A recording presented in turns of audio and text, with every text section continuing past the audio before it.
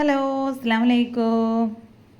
ഇന്നൊരൊറ്റ പച്ചമാങ്ങ വെച്ചിട്ട് കുക്കറിൽ ചെയ്തെടുക്കാവുന്ന സിമ്പിളായിട്ടുള്ള ഒരു സൈഡ് ഡിഷിൻ്റെ റെസിപ്പിയുമായിട്ടാണ് വന്നിട്ടുള്ളത്.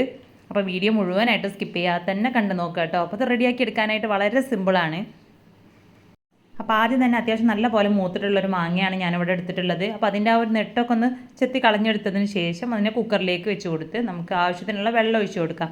അപ്പോൾ ഈ ഒരു മാങ്ങ വെന്ത് കിട്ടാൻ ആവശ്യത്തിനുള്ള വെള്ളമാണ് ഒഴിച്ച് കൊടുത്തിട്ടുള്ളത്. അത് മുങ്ങിക്കിടക്കുന്ന രീതിയിൽ വെള്ളം ഒഴിച്ച് കൊടുക്കണം എന്നൊന്നുമില്ല.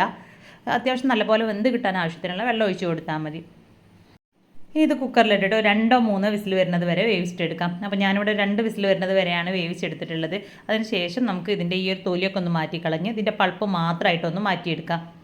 ഒരു 3 വിസിലൊക്കെ അടുപ്പിച്ചെടുക്കുകയാണെന്നുണ്ടെങ്കിൽ പൾപ്പൊക്കെ നമുക്ക് പെട്ടെന്ന് തന്നെ മാറ്റിയെടുക്കാനായിട്ട് പറ്റും കേട്ടോ. ഇനി ഇതൊരു കത്തിയൊക്കെ വെച്ചിട്ട് അതിൻ്റെ പൾപ്പ് മാത്രം മാറ്റിയെടുത്തതിന് ശേഷം ഒരു ഫോർക്ക് ഉപയോഗിച്ചിട്ട് ഇതുപോലെ ഒന്ന് ഉടച്ചെടുത്താൽ മതി. അതല്ലെങ്കിൽ മിക്സിയിലിട്ടിട്ട് അടിച്ചെടുത്താലും മതി. അപ്പോൾ ഞാനിവിടെ ഫോർക്ക് ഉപയോഗിച്ചിട്ടാണ് എല്ലാം നല്ലപോലെ മിക്സ് ചെയ്തെടുത്തിട്ടുള്ളത്. അടുത്തതായിട്ട് ഒരു മിക്സിയുടെ ജാറിലേക്ക് 3/4 ടീസ്പൂണോളം കുരുമുളകും 1/4 ടീസ്പൂണിലധികം നല്ല ജീരകവും കൂടെ ചേർത്തിട്ട് നല്ലപോലെ ഒന്ന് പൊടിച്ചെടുക്കാം. അപ്പോൾ രണ്ടും കൂടെ പൊടിച്ചെടുത്തതിന് ശേഷം ഇതിലേക്ക് ഒരു 3 അല്ലി വെളുത്തുള്ളിയും ഒരു പച്ചമുളകും കൂടെ ചേർത്ത് ഒന്നും കൂടെ അടിച്ച് ഞാൻ മാറ്റി വെക്കുന്നുണ്ട്. അപ്പോൾ എരിവ് കുറവുള്ള മുളകാണെന്നുണ്ടെങ്കിൽ നിങ്ങൾക്ക് 2 എണ്ണമൊക്കെ ചേർത്ത് കൊടുക്കാം കേട്ടോ. അടുത്തതായിട്ട് വേറൊരു പാനിലേക്ക് ഒരു 2 ടേബിൾ സ്പൂണോളം വെളിച്ചെണ്ണ ചേർത്ത് കൊടുത്ത് എണ്ണ ചൂടായി വരുന്ന സമയത്ത് അതിലേക്ക് ഒരു 1/2 ടീസ്പൂണോളം കടുകും കൂടെ ചേർത്ത് നല്ലപോലെ ഒന്ന് പൊട്ടിച്ചിട്ടെടുക്കാം.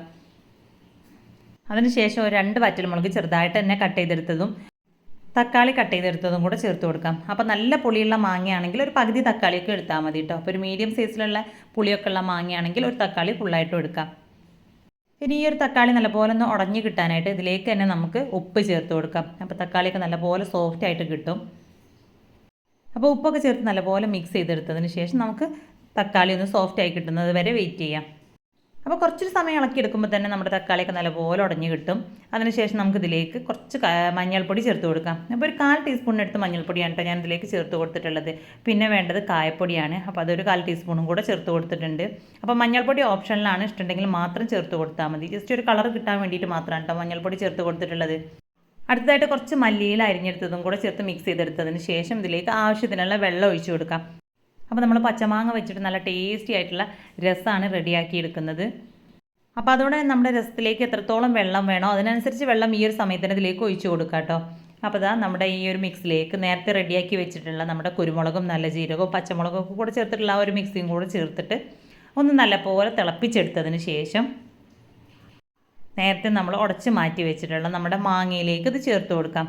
അപ്പോൾ ഈ ഒരു മാങ്ങയിലേക്ക് ഞാൻ ഒട്ടും തന്നെ വെള്ളമൊന്നും ചേർത്ത് കൊടുക്കാതെയാണ് മിക്സ് ചെയ്തിട്ടുണ്ടായിരുന്നത്. അപ്പോൾ അതിലേക്ക് ഒരു ഗ്ലാസ് വെള്ളവും കൂടെ ചേർത്ത് മിക്സ് ചെയ്ത് മാറ്റി വെക്കുകയാണെങ്കിൽ നമ്മളിത് ഈ ഒരു കൂട്ടത്തിലേക്ക് ചേർത്ത് കൊടുക്കുന്ന സമയത്ത് അധികമൊന്നും കട്ട പിടിക്കാത്ത ആ ഒരു രീതിയിൽ തന്നെ ഉടച്ചെടുക്കാനായിട്ട് പറ്റും. അപ്പോൾ ഇത് നമ്മൾ ഈ ഒരു ചൂടോട് കൂടെ ഒഴിച്ച് കൊടുക്കുന്ന സമയത്ത് ചെറുതായിട്ട് തന്നെ ഒരു കട്ട പോലെ ഉണ്ടാകും. കുറച്ച് സമയം ഇളക്കി എടുക്കുമ്പോൾ അത് കറക്റ്റായിട്ട് തന്നെ കിട്ടും കേട്ടോ.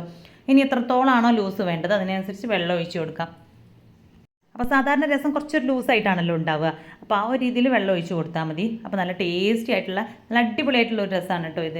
അപ്പോൾ ഈ ഒരു സമയത്ത് ഉപ്പൊക്കെ ചെക്ക് ചെയ്ത് നോക്കിയിട്ട് കുറവുണ്ടെങ്കിൽ ഉപ്പ് ചേർത്ത് കൊടുക്കാം.